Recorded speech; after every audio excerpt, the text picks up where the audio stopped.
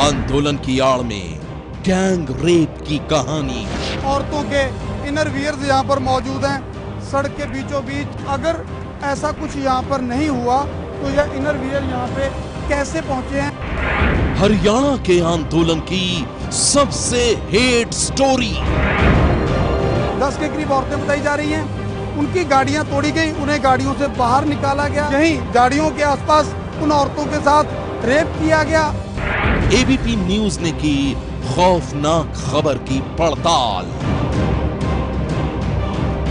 आप देखकर चौंक जाएंगे कि इनर वियर लेडीज के सड़क के किनारे इस तरह से पड़े हैं, जो कई तरह के सवाल खड़े करते हैं।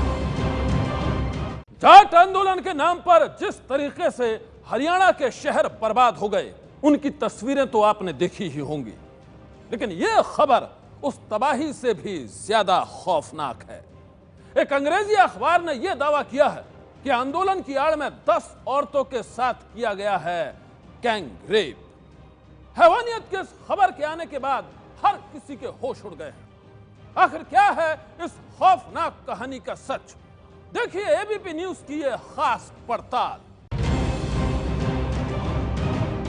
सड़क पर बिखरे महिलाओं के कपड़े, कहीं जीन्स, कहीं इनरवेयर तो कहीं टॉप। हरियाणा के मूर्थल की सड़कों पर बिखरे महिलाओं के ये कपड़े क्या किसी संगीन गुनाह के निशान हैं? क्या यहां पर महिलाओं के साथ हुई है कोई घिनौनी वारदात? अंग्रेजी अखबार ट्रिब्यून की एक खबर के बाद खड़े हो गए हैं ऐसे ही खौफनाक सवाल।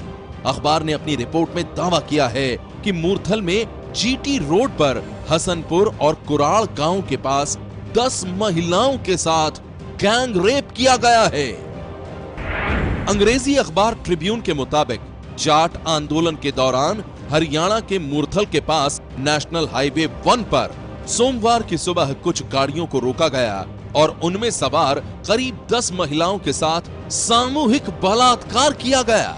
इस दौरान महिलाओं के कपड़े तक फाड़ दिए गए और उनके साथ मारपीट की गई। कुछ महिलाओं ने पास के ही सुखदेव ढाबे में जाकर अपनी जान बचाई थी। हरियाणा में जाट आरक्षण आंदोलन के दौरान सोनीपत के मूर्थल में 10 महिलाओं के साथ कथित गैंग रेप की खबर सामने आने के बाद हर कोई गुस्से में था। मामला इतना गंभीर था कि पंजाब हरियाणा हाई कोर्ट को खुद संज्ञान लेना पड़ा। अंग्रेजी अखबार ट्रिब्यून की रिपोर्ट में दावा किया गया है कि 30 लोगों ने कारों को आग लगाई, महिलाओं के साथ किया रेप। महिलाएं तब तक खेत में रहीं जब तक उनके रिश्तेदार और आसपास के गांव के लोग कंबल और कपड़े लेकर नहीं आ गए। इतना ही नहीं, पुलिस वाले आए तो उन्होंने सम्मान की खातिर रिपोर्ट दर्ज नहीं कराने की सलाह दी। मूर्थल में हुए इस कथित गैंगरेप की पड़ताल के लिए जब एबीपी न्यूज घटना स्थल पर पहुंचा तो उसे वहां महिलाओं के कपड़े नजर आए। अखबार के मुताबिक ये वही जगह है जहां गैंगरेप हुआ है। यहां पर महिला की जीन्स, लेगिंग्स, टॉप, फटी हुई ब्रा और इनर वियर मिले हैं, लेकिन यहां मिले कपड़ों का गैंगरेप की शिकार महिलाओं से क्या संबंध है, ये जांच का विषय है और एबीपी न्यूज इसकी पुष्टि नहीं करता है।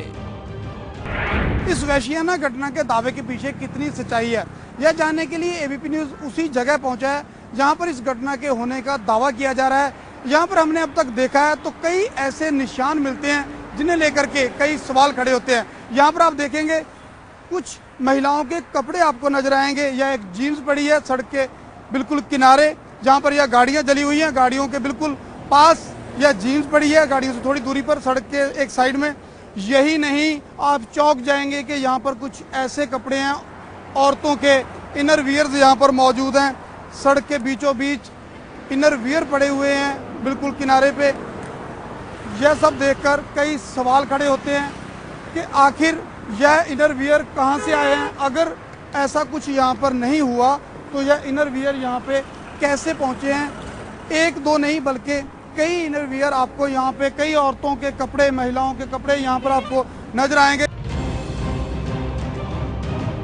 एबीपी न्यूज के संवाददाता नपिंदर बराड़ उस ढाबे पर भी पहुंचे जहां कुछ महिलाओं ने शरण दी थी, लेकिन किसी ने भी कैमरे के सामने कुछ भी बोलने से इनकार कर दिया।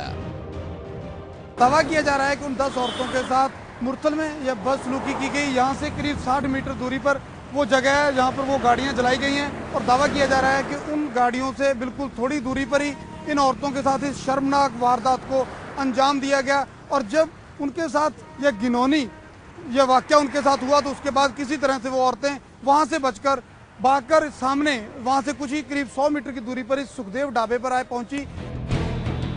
अखबार में छपी रिपोर्ट के आधार पर हाई कोर्ट ने निर्देश देते हुए कहा है कि पीड़ित महिलाएं पुलिस के बजाय सीधे सीजेएम रिपोर्ट में शिकायत कर सकती हैं।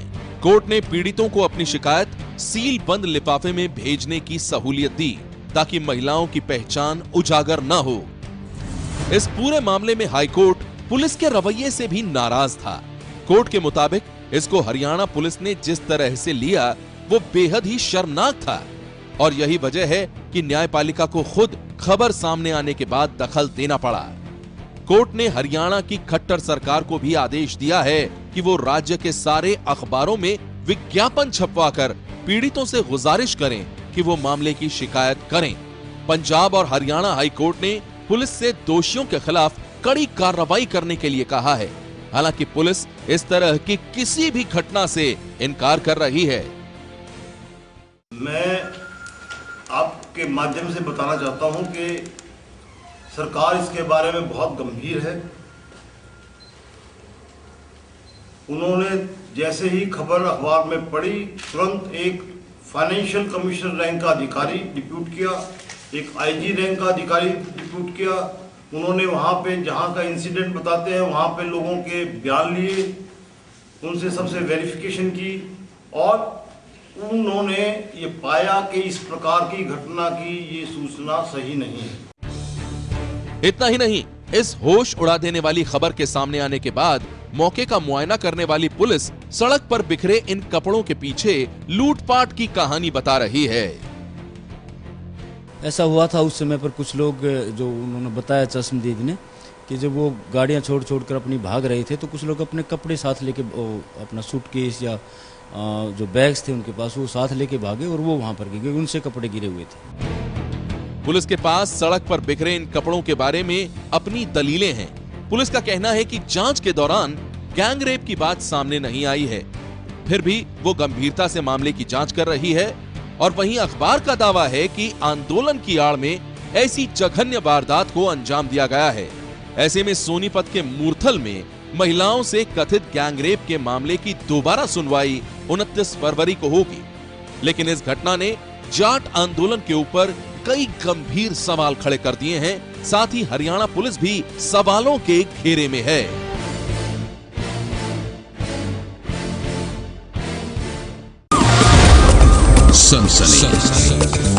सन्नाटे को चीरती सनसनी फिर देगी दस्तक। आगे देखेंगे जेल से बाहर आकर क्या बोले संजय दत्त।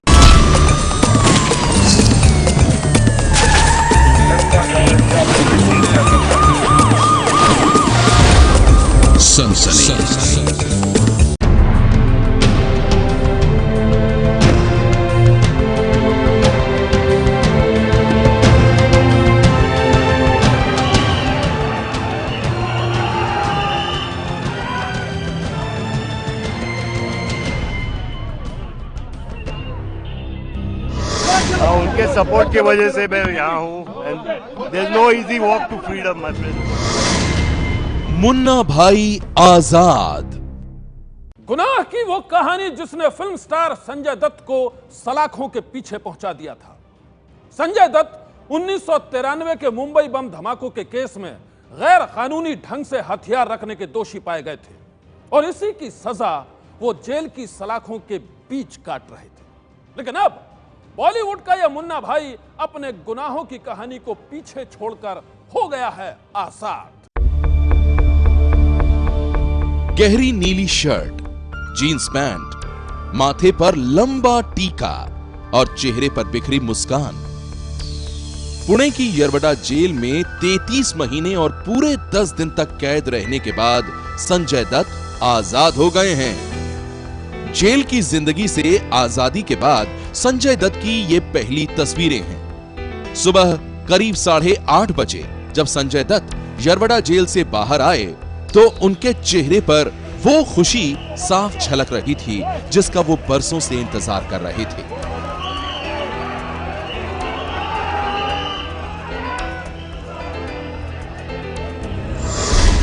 जेल कैंपस में गेट से बाहर निकलकर संजय दत्त कुछ आगे बढ़े और फिर दाहिने कंधे पर रखा बैग नीचे रखकर उन्होंने जेल की जमीन को छूकर प्रणाम किया।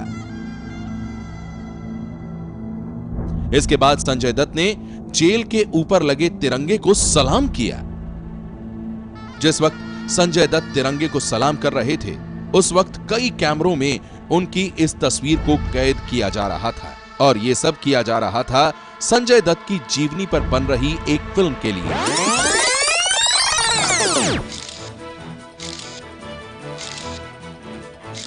जी हां, फिल्म के लिए। शूटिंग कर रहे कैमरों के लिए संजय दत्त ने पहली बार जमीन को नमन किया और फिर तिरंगे को सलाम किया।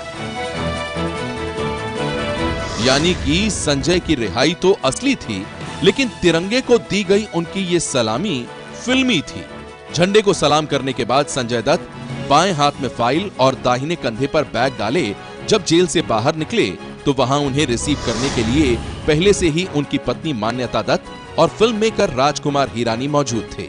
संजय उनके साथ गाड़ी में बैठे और फिर वो मुंबई के लिए रवाना हो गए।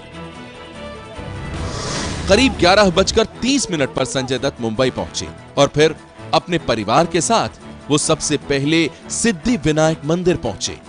वहां बप्पा के दर्शन के बाद संजय दत्त मरीन लाइंस के बड़े कब्रिस्तान में अपनी मां नरगिस दत्त की कब्र पर सजदा करने के लिए पहुंचे। ये तस्वीरें उसी वक्त की हैं। अपनी मां की कब्र पर सजदा करने के बाद संजय दत्त बांद्रा स्थित अपने घर इंपीरियल हाइट्स पहुंचे। घर में घुसते ही संजय दत्त ने बाहरी रूम में लगी पिता सुनील दत्त की तस्वीर पर फूल चढ़ाए और फिर श्रद्धांजलि दी। अपने परिवार के सदस्यों के साथ जब संजय दत्त मीडिया के सामने आए तो उनके चेहरे पर राहत थी, खुशी थी।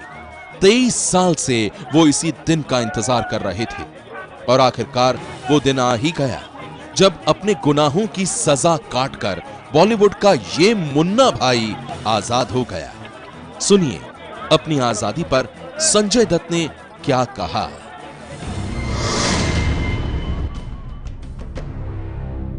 जिसके लिए मैं तरस रहा था वो आज़ादी है, उसके लिए मैंने हर चीज़ की और वो दिन आज आ गया है आज़ादी का। और वो जो फीलिंग है वो है, मुझे ऐसा लग रहा है कि मैं कोई रजे पे आया हूँ, कोई फर्लों पे या पेरोल पे। और मुझे पता है थोड़ा वक्त लगेगा मुझे ये अपने आप को कन्विंस करने के लिए कि मैं आज़ाद हो गया।